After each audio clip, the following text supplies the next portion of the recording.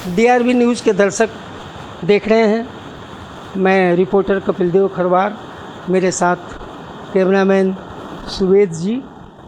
आज मैं एक ऐसे पर्सनालिटी के पास हूँ जिसमें एक व्यक्ति और अनेक गुण कि अनेक गुणों की खान एक हो तो बताऊँ, फिर भी मैं अपने चैनल के दर्शकों को एक दो गुण उनको बताता हूँ जो RSS जनसंघ के ज़माने से लेकर भारतीय जनता पार्टी तक उनका देश और पार्टी के प्रति योगदान रहा है, आज भी दे रहे हैं।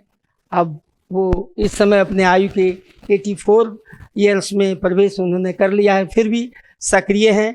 आज भी उनके आज तक मोदी जी को सजेशन के रूप में लगभग 500 से अधिक उन्होंने लेटर उनको भेजा है।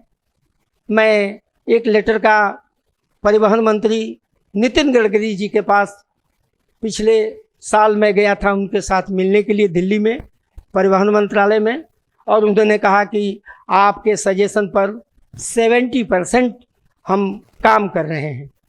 ऐसा एक पर्सनालिटी।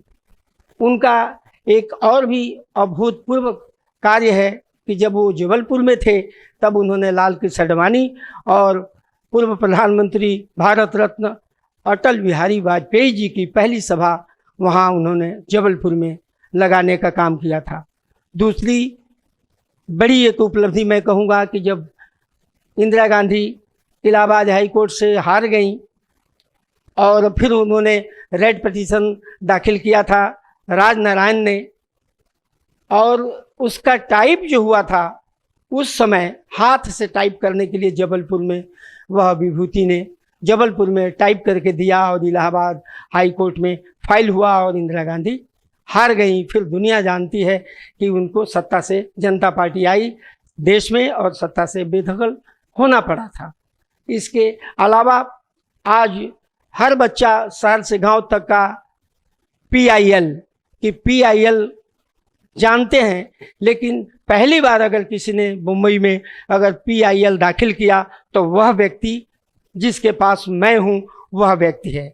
यहाँ चेंबूर में रामलीला का मंचन 32 साल पहले शुरू कराने वाले व्यक्ति के आवास पर चेंबूर में मैं हूँ। आप समझ सकते हैं कि ऐसी पर्सनालिटी का व्यक्ति, एक व्यक्ति, उसमें अनेकों गुण है। मैं ज़्यादा देर न कर मैं उनके पास चलता हूँ। वो कोई और नहीं, हमारे चेंबूर के वरिष्ठ समाज सेवी डॉक्टर ओम प्रकाश अग्रवाल जी हैं। आज हमारे चैनल के दर्शक उन्हें देखेंगे। आज वो बजट के बारे में कुछ बोलना चाहते हैं, जो भारत सरकार ने, निर्मला सीतारमण ने जो कल जो बजट पेश किया, और उसी बजट के परिप्रेक्ष्य में हमारे चैनल के दर्शकों से वो बात करने वाले हैं। वो बताने वाले हैं कि क्या अच्छा है और क्या गलत हुआ, क्या उसमें सुधार होना चाहिए। फिर एक दूसरा सवाल भी उनके पास लेकर मैं आया हूँ कि शंकराचार्य के मामले में अति मुक्तानेश्वर जी हैं, जो शंकराचार्य अपने आप को कहते हैं, और योगी जी से उनका बड़ा मतभेद चल रहा है। इस पर भी बात करेंगे। आप सभी चैनल के दर्शकों का हमारे चैनल में स्वागत है। और हमारे ओम प्रकाश अग्रवाल जो आज हमारे चैनल के साथ, कैमरे के साथ मेरे साथ आज मौजूद हैं, मैं उनका भी DRV न्यूज़ में स्वागत करता हूं। बताइए अग्रवाल जी, आप इस बजट के बारे में क्या कहना चाहते हैं? आपका स्वागत है हमारे चैनल में। सर्वप्रथम तो चैनल के सभी दर्शकों का मेरी तरफ से बहुत बहुत धन्यवाद। दूसरा, बजट के बारे में मैं ये कहना चाहता हूँ कि कम से कम 77 साल में पहली बार एक बजट ग्रोथ ओरिएंटेड बना है, और जिससे पूरा भारतीय बजट कहलाना चाहिए। अभी तक हमारे जो लोग बजट बनाते थे, जो इकोनॉमिस्ट थे, वो सब हार्वर्ड से और से संबंधित जो अमेरिका में चल रहा है, अमेरिका के भीतर से जो फाइनेंस के भीतर से जो लोग टिप्पणी करते थे, लोग खाली पोस्टमार्टम करते थे, कैसे सुधारा किया जाए, कैसे आगे बढ़ा जाए, उनको उससे कोई लेना देना नहीं था। खाली वो अपना टिप्पणी करते थे और उस टिप्पणी के आधार के भीतर से हम लोग बजट बनाते थे, और रेवेन्यू ओरिएंटेड बजट था। ये रेवेन्यू ओरिएंटेड बजट नहीं है। सोचते थे कैसे पैसा आवे, कैसे पैसा आवे, कैसे पैसा आवे। इस सरकार ने पहली बार, निर्मला जी ने भारत का बजट प्राप्त बनाया है। और जो पूरे जो देशी संसाधन है, जो हमारे पास है, जो पैसा आ रहा है चारों तरफ से, कहाँ से पैसा आ रहा है देशी तरीक़ों से, उसमें से कितना पैसा आ रहा है और इसमें से किस क्षेत्र में कहाँ पर कितना खर्चा करना चाहिए, उन सभी लोगों के साथ में महीनों से लोगों का डिस्कशन चलता रहा और सभी लोगों से उन्होंने विचार करके, बातें करके, तब उन्होंने ये वाला बजट उन्होंने हमने पेश किया है। तो हिंदुस्तान का पहला भारतीय बजट है जो कि हिंदुस्तान से ही प्रेरित है। किसी भारत के बाहर के लोग इसमें इन्वॉल्व नहीं हैं। दूसरा, अभी हमारे जो स्टॉक मार्केट के लोग हैं वो लोग बहुत अपने चिल्लपों कर रहे हैं कि मेरा स्टॉक मार्केट गिर गया, मेरा ये हो गया। अरे तुमने स्टॉक मार्केट में तुमने किया क्या? आप वहाँ पर जाते हो, जो ब्रोकर्स है जिनकी कल उनकी हैसियत करोड़ों की नहीं थी, 2-4 करोड़ की थी, आज वो लोग 50 करोड़, सैकड़ों करोड़ों लेकर के कमा करके बैठे। और जो इन्वेस्टर है, 90% इन्वेस्टर ने नुकसान किया है। तो किसकी वजह से नुकसान किया है? ये बड़े बड़े जो ब्रोकर्स है जो अपने हिसाब से जो सट्टा चलाते हैं, सट्टा बाजार, दलाल स्ट्रीट का दूसरा नाम सट्टा बाजार, खाली सट्टा खिलाते हैं, सट्टे के भीतर से लोगों को फंसाते हैं, बड़े बड़े सब जवाब दिखाते हैं और इसके भीतर से अपना पैसा कमा करके अपने जेब में रखते हैं। तो मेरा ये कहना है, मैंने सजेस्ट किया था कि गवर्नमेंट ने जो ट्रांजैक्शन टैक्स लगाया है उसको बढ़ाया जाए, क्योंकि ये लोग सिर्फ अपने में इंटरेस्टेड है। मेरी जेब में पैसा है और गवर्नमेंट को ठेगा, गवर्नमेंट को पैसा नहीं देना पड़े, पब्लिक को पैसा नहीं देना पड़े, खाली पब्लिक को लालच दो, भड़काओ, अपने उनको इन्वेस्टर का नाम दो और अपने और इन्वेस्ट हम कर रहे हैं, वो इन्वेस्टर नहीं कर रहे, म्यूचुअल फंड के नाम पर, इसके नाम पर, उसके नाम पर। तो ये सरकार ने बहुत अच्छा किया है। आगे भी मैंने सजेशन जो दिया था मोदी जी को, आगे भी मेरा कहना है कि जो कमोडिटी मार्केट, ये जो स्टॉक मार्केट है, इसके भीतर से फ्यूचर एंड ऑप्शंस की जो ट्रेडिंग है वो बंद होना चाहिए। फ्यूचर का मतलब क्या है कि आगे में आने वाली अगर फसल आती है तब बोल सकते हैं कि हमारे पास में इतनी फसल आएगी, मौसम अच्छा है, कहाँ का मौसम अच्छा नहीं है, ये फसल आएगी, ये फसल कम होगी, वो फसल ज़्यादा होगी। वहाँ पर तो फ्यूचर एंड ऑप्शंस चल सकता है, मगर यहाँ पर शेयर मार्केट में क्या आने वाला है, कहाँ से फ्यूचर आपको दिखता है? तो ये सब फ्यूचर ऑप्शंस का ये सब माध्यम से खाली ये लूटने का सवाल है। ये सब चीज़ें बंद करना चाहिए। ये निर्मला जी ने ये जो बजट लिया बहुत अच्छा किया है, मैं इसकी पूरी सराहना करता हूँ। आगे भी सेबी के भीतर जितने घोटाले चल रहे हैं भीतर के भीतर, आज सेबी की पूरी जो व्यवस्था है, आज अगर आपको कोई भी यहाँ पर रिटर्न फाइल करना हो, आपको वहाँ पर जा करके अगर कुछ भी करना हो तो उसके भीतर जितने घोटाले चलते हैं उसके बारे में भी मेरे को जानकारी है। परंतु मैं चाहता हूँ कि सीबीआई या कोई भी सरकारी संस्था इन सब चीज़ों की जानकारी करे, जिससे आम जो नागरिक है, आम इन्वेस्टर है, आम आदमी जिसका हज़ारों करोड़ रुपए उसमें लगा हुआ है, वो लोग इसमें से बचे। अभी बजट में दूसरे जो खामियाँ रह गई है, खामियाँ ये रह गई है कि लोग ये चाहते थे कि हम उसके भीतर से जो बैंक है, एक बाजू जो हिंदुस्तान का पूर्वी भाग है वहाँ पर वो पूरा डिपॉजिट ओरिएंटेड है, एंड उनको कोई लोन ओरिएंटेड नहीं है। हिंदुस्तान का जो वेस्टर्न पार्ट है वो लोन ओरिएंटेड है। तो वहाँ के सारे जो बैंक है उनको जो है ये पश्चिम के साइड से मिलना दिया जाए तो इनके पास से फंड उनके पास से ज़्यादा इकट्ठा हो जाएगा, ज़्यादा लोगों को लोन देंगे, ज़्यादा उसके भीतर से प्रोडक्टिविटी बढ़ेगी, ज़्यादा लोग उसके भीतर से जितना प्रोडक्शन बढ़ेगा उतना ज़्यादा लोगों को फ़ायदा होगा। जो सामान है, सामान सस्ते होंगे, सामान की क्वालिटी बढ़ेगी, बहुत अच्छा होगा। और तीसरी बात यह कि ये जो बजट है, ये पहली बार हिंदुस्तान ने एक्सपोर्ट के भीतर ध्यान दिया है। एक्सपोर्ट ओरिएंटेड बजट है, एक्सपोर्ट को महत्व दिया है। उसके पहले एक्सपोर्ट को लगता था हमारे क्या एक्सपोर्ट के ज़माने में हम क्यों जावे जी। तो जिस तरीके से चाइना ने लोकल प्रोडक्शन छोड़ करके, चाइना ने जो एक्सपोर्ट के ऊपर महत्व दिया, इसलिए अमेरिका को छोड़ करके दूसरा नंबर आज चाइना का है। आज चाइना की इकानमी $20 ट्रिलियन की है, हमारी इकानमी $5 ट्रिलियन पहुँच रही है जी। अभी हमारे को कितना फासला चीन के साथ में पार करने का है। तो चीन को आप अपना दुश्मन मत समझिए, चीन को अपने साथ में रखिए, उनसे अभी भी बहुत कुछ सीखने की गुंजाइश है और साथ में लेकर के चलिए। मगर इसका मतलब आंख बंद करके कोई भरोसा करने की आवश्यकता नहीं है। आप ये मत सोचिए कि ट्रंप आकर के आपको कोई भला करने वाला है, वो अपना भला नहीं कर पाता, आपका क्या भला करेगा। दूसरा ये जो यूरोपियन यूनियन वाले आ रहे हैं, वो लोग आ रहे हैं कि बोले हमारे को कहने के वजह हमारे को अच्छा माल मिलेगा, सस्ता माल मिलेगा उनको, और उनका भी माल बिकेगा। तो हर आदमी अपने कमर्शियल इंटरेस्ट से आ रहा है, कोई आपके कोई भावना के हिसाब से लाभ के लिए, अपने व्यक्तिगत लाभ के लिए, और कोई इसके भीतर से कोई हिंदुस्तान के लाभ के लिए कोई नहीं आ रहा है, और हम भी उनके लाभ के लिए नहीं जा रहे हैं। मगर ये हमारा जो अप्रोच है, ये अप्रोच पहली बार सरकार दिखा रही है, ये बहुत बड़ी बात है। और धीरे धीरे आज उसका बेस बना है, कल और जो उसमें फल लगेगा और भी हम लोगों को फायदा होगा। आपका मानना है कि यह निर्मला सीतारमन ने जो बजट पेश किया है, ये देश के हित में है, ऐसा मानना है? ये पूरी तरह से देश के हित में है। आपको जानकारी के लिए बता दूं कि अब तक का पूर्व प्रधानमंत्री और महाराष्ट्र के मुख्यमंत्री मोरारजी देसाई, स्वर्गीय मोरारजी देसाई, अब तक 10 बार कंटिन्यू उन्होंने, उनके पास रिकॉर्ड है बजट पेश करने का, और निर्मला सीतारमन उनसे 1 नंबर पीछे हैं। 9वें बार उन्होंने देश का बजट प्रस्तुत किया है। मैं ये आपके जानकारी के लिए, चैनल के दर्शकों की जानकारी के लिए बता रहा हूँ।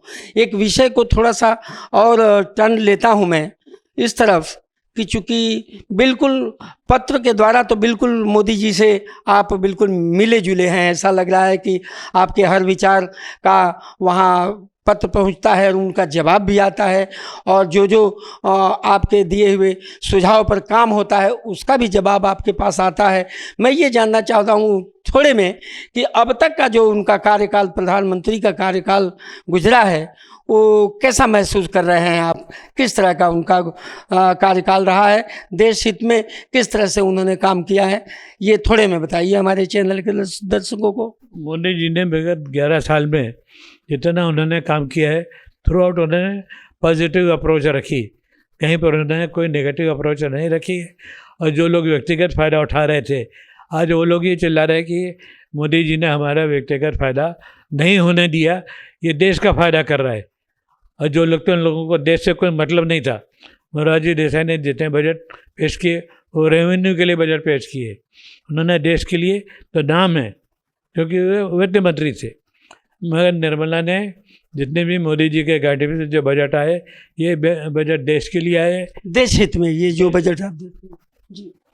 और उसके साथ में यह है कि मोदी जी ने पिछले 10 साल में जितना कूड़ा कचरा जमा था, वो धीरे धीरे कूड़ा कचरे को साफ करते हुए, जैसा बोलते हैं कि देशी में क्योंकि एग्रीकल्चर करते हैं तो जो खरपतवार जो उग जाती है, और धीरे धीरे ये सब खरपतवार को दूर करते करते इतना उनका समय चला गया है।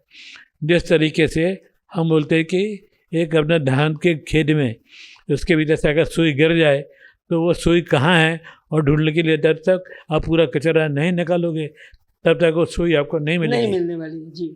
आज मोदी जी ने खरपतवार को धीरे धीरे बहुत कुछ उन्होंने निकाल दिया है, अभी भी निकालने का बाकी है, मगर उसके भीतर से सुई ढूंढने के जैसा है।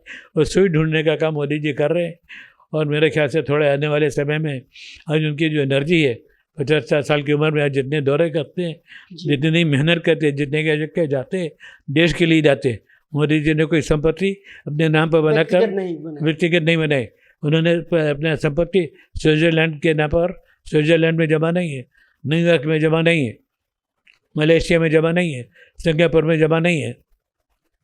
ये मोदी जी में, क्योंकि वो सच्चे राष्ट्रभक्त है, राष्ट्र के लिए काम कर रहे, देश के लिए काम कर रहे। धन्यवाद। एक और प्रश्न की तरफ आपका ध्यान आकर्षित कराना चाहूँगा कि जिन दिनों योगी जी, आदित्यनाथ योगी जी सांसद हुआ करते थे, और मेरे साथ आप दिल्ली में थे और पार्लियामेंट में मैंने आपका परिचय करवाया, रामलीला में आपने उनको आने का निमंत्रण दिया और उन्होंने शाम को चाय पर आपको बुलाया, और इसी दरमियान आपसे मेरी बात हुई और आपने कहा कि ऐसी योगी जी की ऐसी पर्सनालिटी है कि आप कपिल जी देख लेना कि अब आगे आने वाला जो व्यक्ति उत्तर प्रदेश का मुख्यमंत्री बनेगा योगी आदित्यनाथ ही बनेंगे। इतने विश्वास भरे शब्दों में आपने मुझे कहा, और वो गुरुद्वारा रकाबगंज रोड 19 नंबर का बंगला जो कभी गुरुदास कामत के पास हुआ करता था, उस बंगले के बाहर हम जब गए रात के 7:20 पर, और गेट पर उनकी गाड़ी निकलते हुए मिली और उन्होंने कहा कि मैं लखनऊ जा रहा हूँ, और मैंने यशोभूमि की उनकी कटिंग उनको गाड़ी में दे दिया पढ़ने के लिए। उन्होंने कहा कि रास्ते में पढ़ूंगा, और बात हो गई कि अब आप जाइए, मुख्यमंत्री का शपथ आपको लेना है। और सौभाग्य से हम दिल्ली में ही रहे, आप दिल्ली में ही रहे, और दूसरे दिन के समाचार पत्रों में आया कि उत्तर प्रदेश के मुख्यमंत्री होने वाले आदित्यनाथ योगी जी हैं। तो आपकी भविष्यवाणी जो उनके बारे में सत्य हुई, वो मैं उनके बारे में जानना चाहता हूं कि देश के बहुत सारे भागों में से ऐसी आवाज़ आ रही है कि उनको देश का अगला प्रधानमंत्री के रूप में देश की बहुत सारी जनता देख रही है, और ये सोशल मीडिया पर ऐसे ऐसे लोगों में विचार व्यक्त हो रहा है, लोग कर रहे हैं। इसमें आपका क्या कहना है कि उनके बारे में आप क्या सोचते हैं? एक बार आपने सोचा मुख्यमंत्री का, वो हो गया, अब उनके बारे में आप 2026, 27, 28, 29 में जो चुनाव होने वाला है लोकसभा का, तो आप योगी जी के बारे में क्या सोच रहे हैं? आप अपना विचार हमारे चैनल के दर्शकों को साझा कीजिए। मैं कहना चाहता हूँ, अमित शाह जी जब यूपी के प्रभारी थे, योगी जी को क्यों मुख्यमंत्री बनना चाहिए, इसके लिए पूरा 2 पेज का मैंने लेटर लिख करके दिया, और अमित शाह जी को उसमें मैंने रीज़न लिखे, खाली भावना नहीं कि ये कारण है, उसमें डिस्पंड पूरा उसके मैंने लिख करके दिया, ये कारण है, ये कारण, ये, तो उसके भीतर पूरे कारण का दिया, और वो अमित शाह जी को दिया कि इन कारणों के हिसाब से पूरे उत्तर प्रदेश में अगर कोई व्यक्ति उत्तर प्रदेश का अगर भाग्य बदल सकता है तो योगी आदित्यनाथ जी हैं, पहला। दूसरा, अभी योगी जी जो वहाँ पर बैठे, एक बीमारू स्टेट जब नाम चालू होता था तो बीमारू स्टेट के, हाँ, बीमारू और अब माफिया से जोड़ा जाता था, प्रदेश को माफिया लोग सरकार चला रहे हैं। एक बीमारू और माफिया जो जिसको संचालन करता था, कि कोई आदमी वहाँ पर जाने के लिए डरता था, इन्वेस्टमेंट करना तो बहुत बड़ी बात है। मगर वहाँ पर योगी जी ने जितना डेवलपमेंट किया है, आज वहाँ के रहने वाले, मेरे मिलने वाले जो मियाँ भाई लोग हैं, बाकी जो लोग हैं, वो लोग भी कहते हैं कि अगर हमारे को वोट डालना पड़े, हम लोग योगी जी को वोट डालने के लिए तैयार हैं।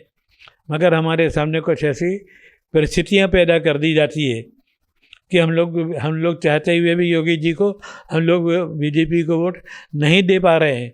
दिल से हम लोग चाहते हैं, क्योंकि हमारे क्षेत्र में जितने विकास किया है, सड़कें बनाई हैं, जितने स्कूल बनाए हैं, जितने माफिया को खलास कर दिया है, कि मुसलमान हॉस्पिटल बने हैं, एयरपोर्ट्स बने हैं, कि हमारे ही वक्त हमारी ज़मीन, मुसलमानों की ज़मीन इन्हीं माफियाओं ने हड़प करके और उन्होंने अपना साम्राज्य बनाया। योगी जी आए कि उन्होंने माफियाओं से वो सब ज़मीनें छीन करके और वहाँ पर हमारे लिए आवास बना करके दिए। और पूरे जेवर एयरपोर्ट जो कि स्विट्ज़रलैंड के साथ में बन रहा है, वो एशिया का सबसे बड़ा एयरपोर्ट, तो जो अपने इतने एक्सप्रेस वे, इतने हाईवे और इतने उसके भीतर से है, क्या उत्तर प्रदेश की नए डेवलपमेंट में अगर अपन कहा जाए तो पूरे उत्तर प्रदेश की गणना नंबर 1 में आता है, रखा जा सकता है। दूसरे नंबर में महाराष्ट्र के भीतर से जब से देवा भाऊ आए हैं, तब से उन्होंने पूरे महाराष्ट्र का उन्होंने शक्ल बदल दी है। 1 लाख करोड़ के ऊपर के इसके भीतर से, ये बजट के भीतर से ये महाराष्ट्र को मिला है, जहाँ पर कि अभी अंडरग्राउंड आप कभी सोच सकते हैं कि समंदर के नीचे से भी टनल चलेगी, उसके भीतर भी मेट्रो चलेगी।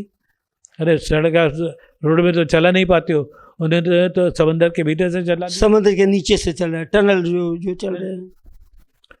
तो जिस प्रकार के डेवलपमेंट हो रहे हैं, जितने डेवलपमेंट हो रहे हैं, उससे बड़ा तो जो योगदान करने वाला योगी जी के बाद अगर जो कोई दूसरा आदमी है तो दूसरा आदमी देवेंद्र फडणवीस।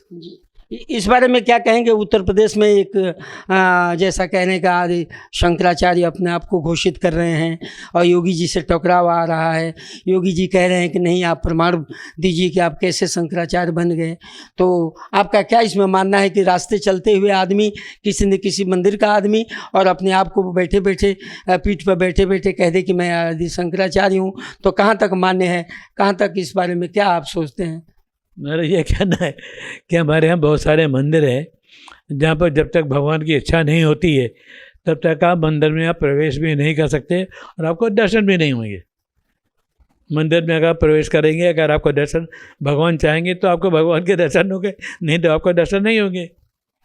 इस माघ मेले में जहाँ पर 50 साल से जब से माघ मेला चल रहा है वहाँ से लोग पैदल जाते हैं, वहाँ पर कोई पालकी फालकी अलंकार लेकर के आडंबर करके, और चमचों को, जो चमचे नहीं वो सब लाभार्थी हैं जिनके नाम पर बात हो रही है, इनको साथ में लेकर के ज़बरदस्ती आप घुसने के लिए जाएंगे।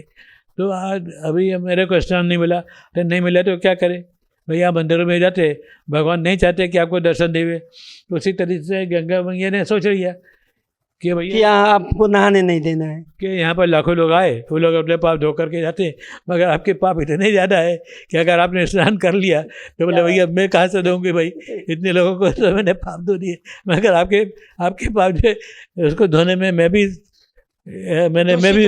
दूषित हो जाऊँ।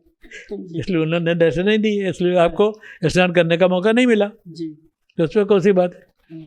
दूसरा ये है कि हर मंदिर में जहाँ कहीं भी अगर आप जाते हैं तो आज आपके अक्षरधाम है, आज आपके उसके भीतर से इस्कॉन है, जो संस्था है पूरे ऑल ओवर वर्ल्ड में उन्होंने 50 जगह में मंदिर खड़े कर दिए, चाहे दुबई हो, चाहे अमेरिका हो, चाहे रशिया हो, और कोई चाहे यूरोप। अभी अगर मैं पूछूं कि भाई हमारे शंकराचार्य जी महाराज आपने कितने मंदिर खड़े किए हो तो बताओ। एक जो पैदल चलने वाला धीरेन्द्र शास्त्री है, जो पैदल चलता है तो उसके पीछे 5 लोग चलते हैं, 200 खरीदे हुए लोग नहीं चलते। और वो आदमी जो चलता है उसके पैर में छाले पड़ जाते हैं, वो आदमी उसमें से पट्टी बांधता है, फिर भी वो आदमी पूरा करता है। और उसने क्या बोला, मैं बोले कथा करता हूँ, कथा से पैसा आता है, और सारा पैसा मैं यहाँ पर कैंसर हॉस्पिटल में लगा दूंगा। वो आदमी अपनी देश से 200-500 जो भी जितने भी पेशेंट हैं मैं कैंसर हॉस्पिटल बना दूंगा। टाटा ने बोला मैं कैंसर हॉस्पिटल बना दूंगा। आज उधर पर हज़ारों लोगों का गुरुद्वारे में जाते हैं, गुरुद्वारे के भीतर से सैकड़ों साल से कोई भी आदमी यहाँ से भूखा लौट करके नहीं आया है, लंगर चलता है। आपको उसके बारे में आपको कोई जानकारी नहीं है। शंकर जी जो है, आपने अगर शंकर जी की आपने अद्वैत की आपने कल्पना की और अद्वैत को तो आपने छोड़ दिया। जब वहाँ पर इंदिरा गांधी के ज़माने में जब प्रभुदत्त ब्रह्मचारी ने जब वहाँ पर प्रभुदत्त ब्रह्मचारी ने जब सन्यासियों का आंदोलन किया गाय माता को लेकर के, तो उसके भीतर से सैकड़ों लोगों को हमने गोली से मरवा दिया। दूसरा, उन्होंने उनको श्राप दिया। दूसरा, जब राजीव गांधी की जब मौत हुई तो उसके भीतर से सिखों को मरवा दिया, हजारों सिखों को मरवा दिया। आज तक के उसके भीतर से जांच नहीं होने दी, कौन दबा करके बैठा रहा। तीसरा, मतलब सिखों को, सदात कम्युनिटी को न्याय नहीं मिल सका सरकार में। लंगा खिला रहे ना, हरामखोरों को दे। तीसरा, बंगाल के भीतर से जब बंकिम चंद्र चटर्जी ने जब 1942 से 45 में उन्होंने जब वंदे मातरम गीत लिखा, बंकिम चंद्र चटर्जी ने अंग्रेजों के खिलाफ वहाँ पर सन्यासी विद्रोह के नाम से फेमस आनंद मठ लिखा। आनंद मठ की सही कहानी थी, उसको उन्होंने सन्यासी विद्रोह के नाम से वो फेमस है। उसके भीतर से हजारों जो नागा साधु थे, वो लोगों ने, हजारों नागा साधुओं ने वहाँ पर उनका कत्लेआम किया, उसका कोई जिक्र नहीं है। जब वहाँ पर जब बांग्लादेश बना, उस बांग्लादेश के बनाने में जो हजारों जो उसके जो सनातनी लोग थे, हजारों की तादाद में वो लोग मारे गए। तो आज वो उसकी सनातनियों की मेहरबानी से, उनकी कुर्बानी से उन लोगों ने कुर्बान किया, वो लोग शहीद हुए। उनकी वजह से उन्होंने एक टुकड़े का नाम उन्होंने बांग्लादेश दे दिया, जो कि उसके लायक नहीं था। और आज भी उसके भीतर से अगर देखा जाए तो मॉरली हर तरीके से उसके भीतर सनातनियों का कब्जा है। अगर उन लोगों ने बांग्लादेश का नाम दे दिया है तो आज भी अगर वो लोग चाहते कि हमने तुम्हारा को ये बांग्लादेश बनाए, चले रहते, आज से तेरा नाम बांग्लादेश नहीं, तेरा नाम ईस्ट पाकिस्तान। जो क्यों बांग्लादेश वाले नहीं मानते कि हम तो ईस्ट पाकिस्तान है। हमारे को हजारों जो ये सब बेवकूफ़ लोग थे, जो हजारों लोगों ने वहाँ पर कुर्बानी की, अपने आप को कुर्बान कर दिया। 93,000 पाकिस्तानी सैनिकों के उन्होंने पेंट उन्हें उतरवा करके उसके 10-12 में रख दी। क्यों सरेंडर? जो लोग 93,000 लोगों ने सरेंडर कर दिया सनातनियों के सामने, तो क्या उनकी औकात है बोलने की। और छोटी सी बात यह है कि हमारे यहाँ पे बड़े बड़े संत महात्मा लोग हुए। अब बांग्लादेश में अगर हिंदुओं के ऊपर अत्याचार होता है तो लोग ये क्यों नहीं कहते कि हमारे को वीसा नहीं मिले। अरे हाँ, बोलना चाहिए। सनातनी जितने सन्यासी शंकराचार्य जो लोग हैं इस पर खामोश क्यों हैं? मैं आपसे पूछना चाहता हूँ कि खामोश क्यों हैं और क्या है इस पर आपकी प्रतिक्रिया क्या है? प्रतिक्रिया यही है कि इनको बांग्लादेश में जाना चाहिए बिना वीसा के। बोले हम आते हैं और किसमें ताकत है जो हमारे को रोक सके, और अगर तुम रोकोगे बोले हमारे को गोली मार दो, हम गोली खाने के लिए तैयार है, मगर हम अपने हिंदू भाई से जा कर के मिलेंगे, उनको आश्वासन देंगे। ढाकेश्वरी माता का वहाँ पर मंदिर है। ये जितने बंगाली है और काली माता का मूर्ति है, काली माता को आप पूछते हैं तो वहाँ पर काली माता की ढाकेश्वरी मंदिर है। हम क्यों ढाकेश्वरी मंदिर नहीं जा सकते? हम वहाँ पर जाएंगे। क्यों बंगाली लोग वहाँ पर नहीं जाते? किस हिसाब से नहीं जाते? और सारे शंकराचार्य और सारे जितने बड़े बड़े जो संत महात्मा हैं इनकी हिम्मत नहीं बढ़ती। बोले हम लोग जाएंगे, हम लोग 100 आदमी जाएंगे। 100 आदमी नहीं, 50 आदमी जाएंगे, 5 आदमी जाएंगे। अब तो हिम्मत करो ना भाई, ज़्यादा से ज़्यादा क्या होगा? मर जाओगे, मार दिए जाओगे। तो हिंदुस्तान के भीतर से ये शहीदों की धरती, यहाँ पर मरने वालों की कमी नहीं है। फौज अगर जा कर के लड़ती है तो देश के लिए लड़ती है, और तुम्हारे में इतनी हिम्मत नहीं है कि तुम आवाज़ करो, तुम उसके समर्थन में बात करो। इतनी हिम्मत नहीं तो तुम क्या जा कर के लड़ोगे? क्या शब्द दोगे? अगर तुम्हारे में इतनी ताकत है, शब्द की दाऊद मर जाओ, करके देखो। तुम्हारे शब्द में ताकत नहीं है तो तुम्हारे वरदान में भी ताकत नहीं है, क्योंकि भीतर से आप लोग सब आपके पूरी जो खाली अपने खाते पीते और शंकर जी के नाम पर द्वितीय रूप में नहीं, आप लिंग स्वरूप में सारे आंध्र के लोग लिंग के रूप में उनकी जो पूजा करते हैं। सारे वहाँ पर जो मंदिर है, एक मंदिर तो ऐसा है कि मंदिर में खाली खंबा है, खंबे नीचे से काजा कुछ भी आप डालो। एक मंदिर वो क्यों है, क्यों उन्होंने बताया? आज उन्होंने नवग्रह में राहु केतु को, जब बड़े विद्वान बता देवे, राहु केतु को उन्होंने नवग्रह में क्यों शामिल किया? कोई ग्रह तो है नहीं। बोले छाया ग्रह। अरे छाया ग्रह क्या होता है? अरे ग्रहण लगता है, 2 दिन लगा चला गया, वो तो पूरे हिंदुस्तान में दिखता भी नहीं। और कौन सा ग्रहण का असर होता है? बोले आज बोले मंगल 17 साल और ये शनि 15 साल और ये 20 साल। किस आधार पर आपने कैलकुलेशन की कि 7 साल लेता है, 20 साल लेता है, 2.5 साल लेता है? ये सारे के सारे जो कैलकुलेशन है, ये सारे के सारे क्योंकि आपने इसमें जो आपके भीतर से जो पुराने जिन लोगों ने आविष्कार किए, जो कुछ भी उन्होंने किया, आपको उसके बारे में कोई जानकारी नहीं, आपको उसके बारे में कोई नॉलेज नहीं। तो ब्रेक लेते हैं। कोई जानकारी नहीं है। आपने अपनी जानकारी हमारे चैनल DRV न्यूज़ को साझा किया, इसके लिए चैनल के संपादक मनोज भाई नाथानी की तरफ से बहुत बहुत आभार। बहुत बहुत धन्यवाद। हाँ, कि आपका अभिनंदन करता हूँ। ये थे हमारे डॉक्टर ओम प्रकाश अग्रवाल। मैं चैनल के दर्शकों से ये दरख्वास्त करना चाहता हूँ, अपील करना चाहता हूँ कि आज एक बड़े ही विद्वान जो हर भाषा में, हर राजनीति कहिए, समाज कहिए, धर्म कहिए, सभी विषयों पर उन्होंने खुलकर अपनी बातें रखी है। कहाँ तक उनकी बातों में सच्चाई है, कहाँ तक उनकी बात आपको अच्छी लगी है, इसके लिए हमारा जब भी ये चैनल देखें तो आप लाइक कीजिए, सब्सक्राइब कीजिए और कमेंट बॉक्स में लिख कर ज़रूर बताइए कि डॉक्टर ओम प्रकाश अग्रवाल जी के साथ हमारी बातचीत हुई है वो कहाँ तक सार्थक है और कहाँ तक आपको अच्छी लगी है। नमस्कार। DRV न्यूज़ के लिए कपिल देव खरवार और कैमरामैन सुवेश बाबू, नमस्कार।